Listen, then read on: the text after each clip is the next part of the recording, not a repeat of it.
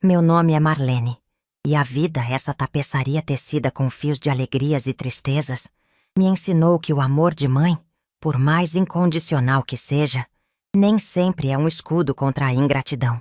Criei minha única filha, Sofia, com o suor do meu rosto e o sacrifício dos meus próprios sonhos. Desde que meu Bento se foi, há mais de 20 anos, vítima de um acidente de trabalho que nos deixou desamparadas, meu mundo girou em torno dela. Trabalhei como faxineira em 3 casas diferentes, esfregando o chão alheio para que o dela fosse sempre limpo, costurando madrugadas afora para que suas roupas fossem sempre decentes, vendendo salgados na porta da escola para que seus estudos fossem garantidos. Minha casinha, um pequeno lar construído com as economias de uma vida inteira de trabalho honesto, era o meu santuário, o meu porto seguro, o único bem material que eu realmente possuía. E era dela também, ou assim eu pensava. Sofia sempre foi uma moça bonita, mas com uma ambição que, por vezes, me preocupava. Sonhava com uma vida de luxo, com viagens caras, com roupas de grife, coisas que eu, com meu salário modesto, jamais poderia lhe proporcionar. Eu a via folheando revistas de celebridades com um brilho nos olhos que misturava admiração e uma ponta de inveja. Um dia, mãe, eu vou ter tudo isso, ela costumava dizer. E eu, no meu amor cego, apenas sorria e desejava que ela fosse feliz, da forma que escolhesse. Há alguns meses, Sofia apareceu com a grande notícia. Estava noiva. O noivo, um tal de Ricardo, era, segundo ela, um empresário de sucesso, dono de várias franquias importantes. Um homem mais velho, divorciado, com um ar de quem conquistou o mundo e não se importava em exibi-lo. Eu, confesso, senti um arrepio estranho desde a primeira vez que o vi. Havia algo em seu sorriso polido, em seu olhar calculista, que não me transmitia confiança. Mas Sofia estava radiante, e eu não queria estragar sua felicidade com minhas desconfianças de mãe velha. O casamento foi rápido. Uma cerimônia civil discreta, seguida de uma pequena recepção num restaurante da moda. Eu me senti um peixe fora d'água entre os amigos sofisticados de Ricardo, com seus ternos caros e seus vestidos de marca. Minha roupa simples, o melhor vestido que eu tinha, parecia desbotada e fora de lugar. Logo após o casamento veio o segundo anúncio. Eles viriam morar comigo. Temporariamente, mãe. Só até nosso apartamento novo ficar pronto, Sofia explicou, com uma naturalidade que me surpreendeu. O de Ricardo é muito grande e está em reforma, e alugar algo agora seria um desperdício. Meu coração se apertou.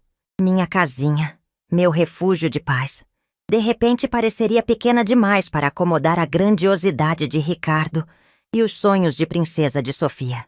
Mas o que uma mãe não faz por uma filha? Claro, minha filha.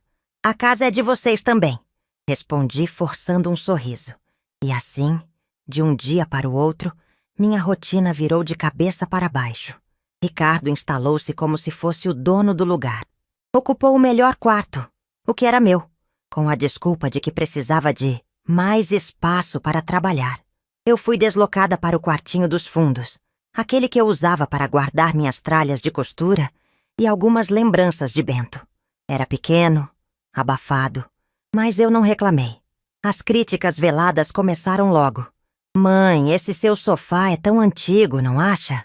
Sofia comentava, enquanto Ricardo observava com um ar de desdém. Essas suas panelas estão muito gastas. Não dá para cozinhar nada decente nelas. Ele próprio resmungava quando se aventurava pela cozinha. A comida que eu preparava com tanto carinho, os pratos simples que Sofia tanto amava na infância, agora eram recebidos com narizes torcidos e comentários sobre falta de sofisticação. Eu engolia em seco, tentava agradar, me desdobrava para manter a casa limpa e organizada ao gosto deles. Mas nada parecia suficiente. Sentia-me uma estranha dentro da minha própria casa, uma empregada não remunerada, cujos sentimentos e necessidades eram completamente ignorados. A humilhação maior, no entanto, ainda estava por vir, e ela veio numa noite fria de inverno, algumas semanas após a chegada deles. Eu havia preparado um ensopado quentinho, com legumes frescos da feira, o tipo de comida que conforta a alma. Servi o jantar na pequena mesa da cozinha, já que a sala de jantar havia se tornado o escritório improvisado de Ricardo. Sofia mal tocou na comida, ocupada demais com o celular. Ricardo comeu algumas colheradas, fez uma careta e empurrou o prato. Sinceramente, Marlene, ele disse me chamando pelo nome, como se eu fosse uma de suas subalternas. Essa sua comida caseira não me apetece. Acho que vou pedir algo mais palatável. Eu senti meu rosto corar, mas não disse nada. Apenas comecei a recolher os pratos. Mais tarde, quando me preparava para dormir no meu quartinho improvisado, ouvi a voz de Ricardo, alta e autoritária, vinda do meu antigo quarto, agora ocupado por eles. Sofia, querida, precisamos resolver um problema sério. Sua mãe. O cheiro dela. Meu sangue gelou. O cheiro dela? Do que ele estava falando? Que cheiro, Ricardo? Ouvi a voz hesitante de Sofia. Ora, o cheiro de pobreza, minha flor. Um cheiro impregnado de simplicidade excessiva. Não sei explicar, mas me incomoda. E o quarto dela é muito perto do nosso. Esse cheiro vaza, entende? Eu fiquei paralisada atrás da porta, o coração batendo descompassado, a respiração presa na garganta. Cheiro de pobreza? Era assim que ele me via? Era assim que ele descrevia o resultado de uma vida inteira de trabalho honesto? Mas, Ricardo, o que podemos fazer? É o quarto dela. Sofia tentou argumentar, mas sua voz era fraca, quase um sussurro. Simples. Ela dorme em outro lugar. Na sala, talvez. No chão, se for preciso. Longe do nosso olfato refinado. Houve um silêncio. Eu podia imaginar Sofia, dividida entre a lealdade à mãe e o desejo de agradar ao marido rico e poderoso. E então, a facada final. Talvez seja melhor assim, Ricardo. Pelo menos por enquanto. A mamãe entende. Ela é simples. Não se importa com essas coisas. Não me importo? Eu que sempre prezei pela minha dignidade, pelo meu asseio, pela minha casa limpa e cheirosa? Eu, que esfreguei o chão de tantos para poder ter o meu próprio teto? A porta do meu antigo quarto se abriu e Sofia apareceu, o rosto pálido, os olhos evitando os meus. Mãe, ela começou, a voz trêmula. O Ricardo, ele acha que... Bom, seria melhor se a senhora dormisse na sala hoje. Sabe como é? Ele tem o sono leve, e o quarto dos fundos é um pouco úmido. A desculpa esfarrapada não conseguia esconder a crueldade da situação. Eu a encarei, esperando um pingo de remorso, de vergonha. Mas só vi o reflexo da covardia e da submissão. E onde eu dormiria na sala, Sofia? No sofá velho que vocês tanto criticam? Não, mãe. O Ricardo acha melhor no chão mesmo. Ele vai te arrumar um colchãozinho. Para não pegar o cheiro do sofá. Dormir no chão. Na minha própria casa. Porque eu fedia a pobreza. A humilhação era tão grande, tão avassaladora, que por um momento perdi as palavras. Senti as lágrimas queimarem meus olhos, mas me recusei a chorar na frente dela. Engoli o nó na garganta, a bile amarga da ingratidão. Está bem, Sofia, eu disse, a voz fria como gelo. Se é isso que vocês querem. Peguei meu travesseiro e um lençol fino. Não esperei pelo colchãozinho de Ricardo. Fui para a sala e me ajeitei no chão frio, perto da janela. Naquela noite, deitada no duro, com o frio da madrugada entrando pelas frestas, eu não chorei. A dor era grande demais para lágrimas. Mas uma raiva gelada, uma clareza cortante, começou a tomar conta de mim. Eles me mandaram dormir no chão, na minha própria casa, porque eu fedia a pobreza. Eles queriam meu espaço, meu conforto, mas não minha presença. Pois bem, se minha casa não era mais meu lar, se eu era uma intrusa fedorenta, então eles também não teriam onde repousar suas cabeças arrogantes. O plano começou a se formar naquela madrugada fria, alimentado pela humilhação e pela sede de justiça. Eles me tiraram o meu quarto, o meu conforto, a minha dignidade. Eu lhes tiraria o teto, literalmente. Deitada no chão frio da minha própria sala, O lençol fino oferecendo pouco consolo contra a dureza do piso e o frio cortante da madrugada. Cada estalo da madeira velha da casa parecia ecoar a minha humilhação. O cheiro de pobreza que Ricardo, meu ilustre genro, havia detectado em mim, agora parecia impregnar não apenas o meu corpo cansado, mas também as paredes daquele lar que eu construí com tanto sacrifício. A ironia era cruel. Eu, que dedicara minha vida a manter aquela casa limpa e acolhedora, agora era a fonte de um odor ofensivo para narinas tão refinadas. As lágrimas que eu segurei na frente de Sofia agora ameaçavam transbordar, mas eu as contive com uma força que eu não sabia que possuía. Chorar não adiantaria. Lamentar não mudaria a crueldade da situação. O que eu precisava era de um plano. Um plano para retomar não apenas o meu quarto ou o meu conforto, mas a minha dignidade, que havia sido pisoteada e jogada no lixo como um trapo velho. Enquanto o casal sofisticado dormia profundamente no meu antigo quarto, provavelmente satisfeitos com a solução encontrada para o problema do meu odor, minha mente trabalhava em ritmo frenético. Eu não era uma mulher de posses. Não tinha contatos influentes, nem o conhecimento jurídico para enfrentar um homem como Ricardo em pé de igualdade. Minha única arma era aquela casinha, o único bem que eu realmente possuía. O teto que agora abrigava meus algozes. Lembrei-me de seu Joaquim, um velho amigo do meu falecido Bento, um corretor de imóveis aposentado, mas que ainda mantinha alguns contatos e uma mente lúcida para os negócios. Ele sempre me dizia: Marlene, essa sua casinha nesse bairro que está crescendo vale ouro.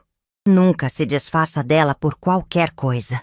Na época, eu sorria e agradecia o conselho, sem nunca imaginar que um dia precisaria considerar seriamente a venda dela. Não por necessidade financeira, mas como um ato de libertação. Com os primeiros raios de sol filtrando-se timidamente pela janela, a decisão estava tomada. Se eles me consideravam um estorvo fedorento dentro da minha própria casa, então eles não teriam mais o privilégio de usufruir do meu teto. Eu venderia a casa, e o faria o mais rápido possível, antes que eles pudessem, de alguma forma, tentar me impedir ou se beneficiar da situação. Levantei-me do chão com o corpo dolorido, mas com o espírito surpreendentemente fortalecido. A humilhação da noite anterior havia se transformado numa armadura. Fui ao banheiro na ponta dos pés, fiz minha higiene matinal, e antes que Sofia e Ricardo acordassem, saí de casa. Deixei um bilhete simples na mesa da cozinha. Fui resolver umas coisas. Não me esperem para o café. Minha primeira parada foi na casa de seu Joaquim. Encontrei-o varrendo a calçada, o sol da manhã já aquecendo o dia. Contei a ele, sem rodeios, a situação, a humilhação, o desprezo, a ordem para dormir no chão. Os olhos de seu Joaquim, normalmente tão joviais, se encheram de uma fúria contida. Marlene, minha amiga, isso é um absurdo sem tamanho. Sua própria filha permitir uma coisa dessas? E esse genro? Que tipo de homem faz isso com a mãe da esposa? Ainda mais debaixo do teto dela? Pois é, Joaquim. Mas não estou aqui para lamentar.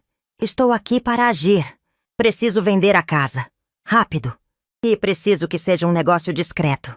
De preferência para alguém que pague à vista e não se importe em assumir o imóvel com inquilinos indesejados. Seu Joaquim coçou o queixo pensativo. É uma situação delicada, Marlene. Vender rápido e com gente morando. Mas não impossível. Tenho um contato, um investidor que compra imóveis para reformar ou para alugar. Ele costuma ser ágil e não faz muitas perguntas quando o preço é bom. Vou falar com ele hoje mesmo. Mas você tem certeza disso? É a sua casa, suas memórias. Minhas memórias estão sendo pisoteadas, Joaquim. E a casa, neste momento, é mais uma prisão do que um lar. Tenho certeza. Quanto ao preço, sei que não conseguirei o valor total de mercado com essa urgência. Mas preciso de liquidez e, principalmente, de me livrar dessa situação o mais rápido possível. Enquanto seu Joaquim fazia seus contatos, fui a um pequeno café próximo e tomei um café forte. Precisava pensar nos próximos passos. O dinheiro da venda da casa. O que eu faria com ele? A ideia de simplesmente me mudar para outro lugar, menor e mais simples, não parecia suficiente. Aquela humilhação exigia uma resposta mais contundente, algo que mostrasse a Sofia, e principalmente a Ricardo, que o cheiro de pobreza podia ter consequências bem reais. E foi ali, rabiscando num guardanapo de papel, que o plano começou a tomar uma forma mais ousada. Eu não apenas venderia a casa. Eu usaria o dinheiro para garantir que eles sentissem, na pele, o que era não ter um teto seguro sobre suas cabeças. Voltei para casa no final da manhã. Sofia e Ricardo já haviam acordado e pareciam irritados com a minha ausência. "Onde a senhora estava, mãe? Deixou a gente sem café", Sofia reclamou com a cara amarrada. "Fui resolver uns assuntos meus, filha. Assuntos que não lhes dizem respeito", respondi com uma frieza que a surpreendeu. Nos dias seguintes, agi com a maior naturalidade possível. Continuei com minhas tarefas domésticas, suportando os olhares de desdém de Ricardo e a indiferença calculada de Sofia. Dormi no chão da sala todas as noites, sem reclamar, alimentando a crença deles de que eu era uma velha resignada e submissa. Mal sabiam eles que por baixo daquela fachada de humildade, eu estava tecendo uma teia complexa. Seu Joaquim foi rápido e eficiente. O investidor que ele contatou mostrou interesse imediato. Fez uma visita discreta à casa numa tarde em que Sofia e Ricardo haviam saído para um de seus compromissos sociais. Avaliou o imóvel. Fez uma oferta. Era um pouco abaixo do valor de mercado, como eu esperava, mas ainda assim uma quantia considerável. E o mais importante, pagamento à vista e a promessa de uma transação rápida e sem burocracia excessiva. Aceitei na hora. Com a ajuda de seu Joaquim, que agiu como meu intermediário e conselheiro, toda a documentação foi preparada em tempo recorde. O comprador, um homem prático e direto, não se importou com a situação dos atuais ocupantes. Ele tinha seus próprios métodos para lidar com isso, caso fosse necessário, após a transferência da propriedade. O dia da assinatura da venda no cartório foi marcado para a semana seguinte. Eu teria que comparecer, é claro. Mas como fazer isso sem que Sofia e Ricardo desconfiassem? A solução veio de uma gripe forte que me acometeu. Ou melhor, que eu fingi ter. Tosse, febre, dores no corpo. "Acho que peguei um resfriado dormindo no chão frio", comentei com a voz fraca para Sofia. Ela demonstrou uma preocupação superficial, mais por medo de que eu passasse a doença para eles, do que por real compaixão. No dia da assinatura, aleguei que precisava ir ao posto de saúde para uma consulta. "É melhor eu ir sozinha, para não incomodar vocês com meus germes", eu disse. Eles não fizeram objeção. A ideia de se livrarem da minha presença, mesmo que por algumas horas, pareceu agradá-los. No cartório, encontrei seu Joaquim e o comprador. Assinei os papéis com a mão firme, o coração batendo uma mistura de ansiedade e um triunfo silencioso. Em poucas horas o dinheiro estaria na minha conta, e a casa legalmente não seria mais minha. Ao voltar para casa, mantive a encenação da doença. Fui direto para o meu aposento, no chão da sala. Enrolei-me no lençol e fingi dormir. Sofia e Ricardo mal notaram minha chegada. Estavam ocupados demais discutindo os planos para o nosso futuro apartamento de luxo, como ouvi Ricardo dizer com sua voz arrogante. Naquela noite, enquanto eles sonhavam com seus castelos no ar, eu finalizava os detalhes da minha vingança silenciosa. O dinheiro da venda da casa já estava na minha conta bancária, uma conta que só eu movimentava. O próximo passo seria transferir a maior parte daquele dinheiro para um lugar seguro, um investimento de baixo risco, mas que me garantisse uma renda para o futuro. E uma pequena, mas significativa parte seria usada para a cartada final. Eles me mandaram dormir no chão, fedendo a pobreza. Em breve descobririam que a pobreza tem muitas faces e que a falta de um teto pode ter um cheiro bem mais amargo do que qualquer perfume imaginário. A tempestade estava prestes a desabar sobre suas cabeças, e eu seria a mestra de cerimônias daquele espetáculo. Os dias que se seguiram à venda secreta da casa foram de uma calma tensa, como o silêncio que precede uma tempestade. Eu continuava minha encenação de mãe doente e submissa, dormindo no chão da sala, suportando os olhares de desprezo e os comentários ácidos de Ricardo, sempre com a conivência passiva de Sofia. Eles, alheios à bomba-relógio que eu havia armado, continuavam seus planos de grandeza, discutindo a decoração do futuro apartamento de luxo e os lugares que visitariam em suas merecidas férias, assim que o negócio fosse fechado. A ironia era quase palpável. Enquanto isso, eu agia nos bastidores. Com a ajuda de seu Joaquim, que se tornou meu anjo da guarda nessa empreitada, transferi a maior parte do dinheiro da venda para uma aplicação segura, em outro banco, garantindo que ele não ficasse vulnerável a qualquer tentativa de bloqueio ou confisco por parte de Ricardo, caso ele descobrisse a transação antes da hora. Uma pequena parte, no entanto, eu mantive em minha conta corrente, reservada para a execução da fase final do meu plano. O novo proprietário da casa, o investidor contatado por seu Joaquim, foi um homem de palavra. Como combinado, ele aguardou alguns dias após a transferência legal da propriedade, antes de tomar qualquer atitude. Ele não queria confronto direto, mas precisava do imóvel desocupado para iniciar suas reformas. A notificação amigável para desocupação chegou numa manhã ensolarada de sexta-feira, entregue por um oficial de justiça. Eu estava na cozinha preparando um chá ralo para mim. Minha doença ainda exigia cuidados, quando ouvi a campainha e, em seguida, a voz surpresa de Sofia, seguida pelo tom arrogante de Ricardo questionando-a o motivo da visita. O oficial de justiça, um homem sério e impassível, entregou o envelope pardo nas mãos de Ricardo. Observei a cena de longe, o coração batendo forte, mas o rosto impassível. Vi Ricardo rasgar o envelope com impaciência, seus olhos percorrendo o documento. Sua expressão mudou drasticamente. A arrogância deu lugar à incredulidade, depois ao pânico e, finalmente, a uma fúria quase incontrolável. "Mas que absurdo é este?" ele berrou, o papel tremendo em suas mãos. "Desocupação imediata? Esta casa foi vendida? Como assim vendida? Quem vendeu esta casa?" Sofia Patti, assustada com a reação do marido, aproximou-se e leu o documento por cima do ombro dele. Seus olhos se arregalaram. A boca se abriu num ó de espanto. "Mãe."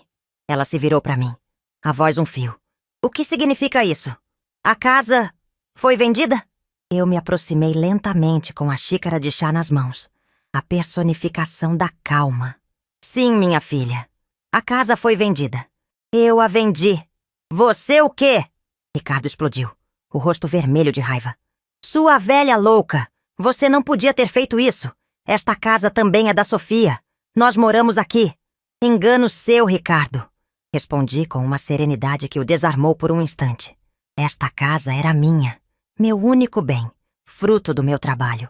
E como proprietária, eu tinha todo o direito de vendê-la. Quanto a vocês morarem aqui... Bem, isso era um arranjo temporário, não é mesmo? Que, infelizmente, se tornou insustentável devido a certos odores desagradáveis. A menção ao odor fez Ricardo cerrar os punhos.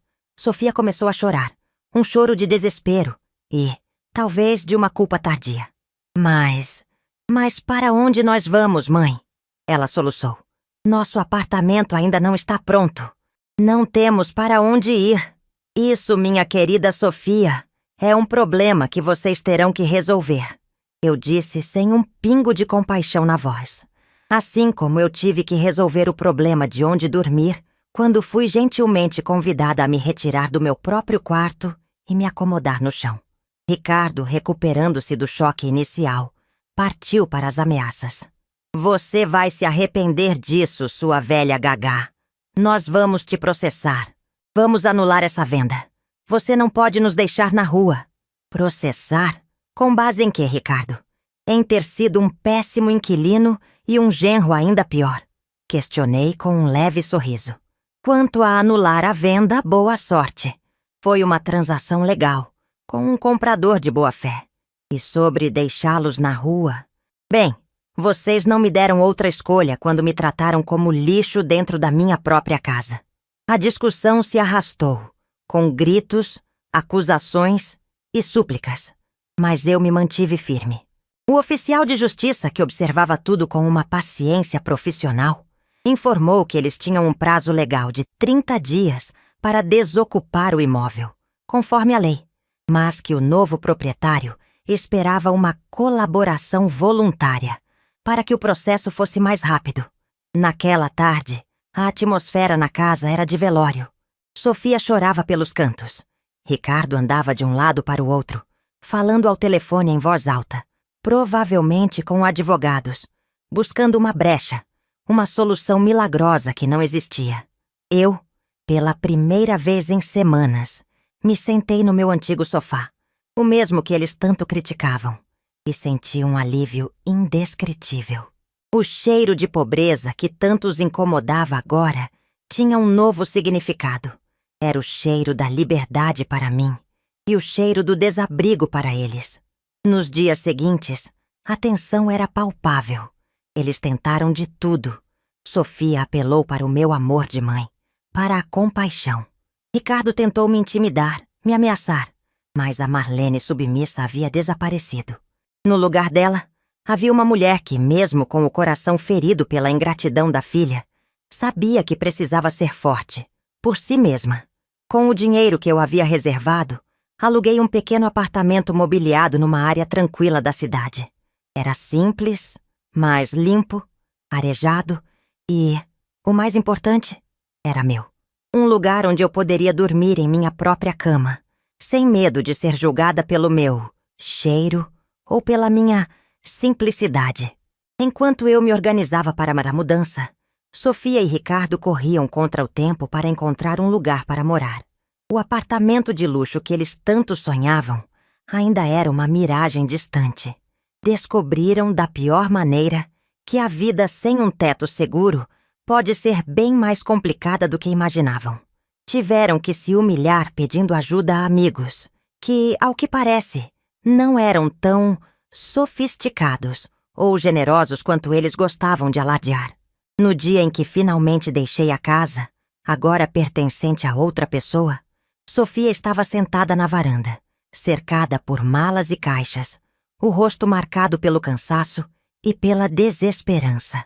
Ricardo não estava à vista, provavelmente ainda tentando alguma manobra desesperada. Mãe, Sofia me chamou, a voz embargada. Eu sinto muito. Por tudo. Era a primeira vez que eu via um arrependimento genuíno em seus olhos. Eu também sinto muito, Sofia. Respondi com sinceridade. Sinto muito que você tenha precisado passar por isso para aprender o valor das coisas. E o valor das pessoas. Não houve mais palavras. Apenas um olhar longo, carregado de todas as emoções não ditas, de todas as mágoas e de uma tênue, quase imperceptível, esperança de reconciliação futura. Fui embora sem olhar para trás. Minha nova vida me esperava. Soube semanas depois por seu Joaquim que Sofia e Ricardo acabaram alugando um pequeno apartamento, bem mais simples do que sonhavam, num bairro afastado. Tiveram que se desfazer de muitos dos seus luxos e aprender a viver com um orçamento mais apertado. A grandeza de Ricardo parecia ter diminuído consideravelmente. Eu não senti prazer na desgraça deles, mas senti uma profunda sensação de justiça. A lição havia sido dura, mas necessária. Talvez, apenas talvez, eles tivessem aprendido que a dignidade não tem preço e que o verdadeiro cheiro de pobreza é o da arrogância, da falta de empatia e da ingratidão. Quanto a mim, encontrei paz no meu pequeno apartamento. Voltei a costurar, a fazer meus doces, a encontrar minhas amigas para um café. Redescobri o prazer das coisas simples, o valor de um lar onde eu era respeitada e amada por quem eu sou. A casa que eu vendi foi reformada e se tornou um lar feliz para uma nova família. E eu, Marlene, a mulher que um dia foi mandada dormir no chão, porque fedia a pobreza, aprendi que a verdadeira riqueza reside na força do nosso caráter e na coragem de lutar pela nossa dignidade. E essa riqueza ninguém, por mais rico ou poderoso que seja, pode nos tirar.